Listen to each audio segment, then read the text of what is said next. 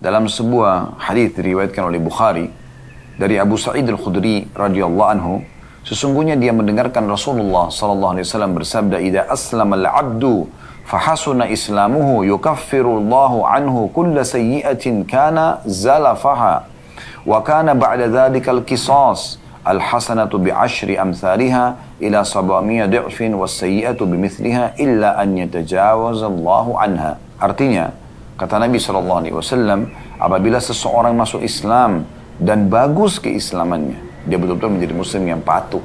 Apa yang Allah halalkan dia nikmati, yang diperintahkan dia kerjakan, yang dilarang dia jauhi. Maka Allah akan menghapus seluruh dosa yang pernah dia lakukan. Kejahatan apapun yang pernah dilakukan di masa dia sebelum muslim akan dimaafkan semuanya. Lalu setelah itu, mulai setelah dia masuk Islam, mulailah ada pembalasan. Kalau dia berbuat baik, satu kebaikan akan dibalas dengan 10 kebaikan atau 10 balasan sampai 700 kali lipat balasan. Dan kalau dia berbuat satu pelanggaran agama, kejahatan, dosa, kriminal, hanya akan dibalas dengan yang semisalnya. Hanya catat satu dosa saja. Kecuali Allah mengampuninya. Subhanallah, perhatikan ya. Jadi kalau orang masuk Islam, semua dosa masa lalu dimaafkan. Plus lagi, teman-teman sekalian, kalau dia berbuat baik setelah itu, maka akan dicatat 10 kali lipat, bahkan 700 kali lipat. Dan kalau dia buat dosa, hanya catat satu dosa saja. Itu pun kalau masih di bawah masyiatillah, atau di bawah naungan Allah. Insya azaba wa insya ghafaralah.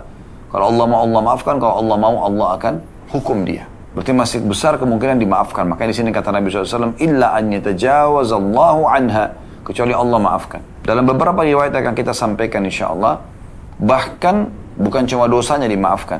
Semua amal-amal kebaikan yang dipandang baik dalam agama Allah, seperti sebelum masuk Islam dia bakti sama orang tua, dia senyum sesama manusia, dia bantu orang susah, dia jenguk orang sakit, apalah gitu kan, yang dia lakukan kebaikan-kebaikan, dia mengajar kebaikan, ilmu umum misalnya, mengajar matematika, mengajar fisika, mengajar biologi, apa saja misalnya kebaikan.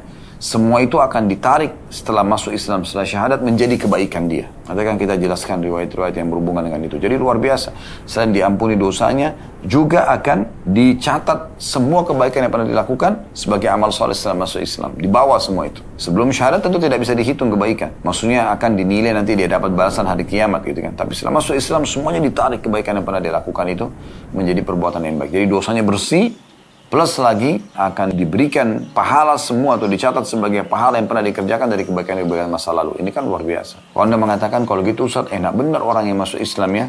Saya kan sudah terlanjur lahir dalam keadaan Islam ya. Anda berarti dari lahir, dari mulai balik Anda sudah punya kesempatan untuk beramal kan gitu. Kalau mereka kan baru setelah masuk Islam itu. Itu yang pertama. Yang kedua, oleh karena itu Anda harus jadikan sebagai bahan motivasi bagaimana Anda mengislamkan orang lain. Terus sudah saya berikan gambaran, tawarkan aja Islam. Masalah dia syarat itu urusan nanti.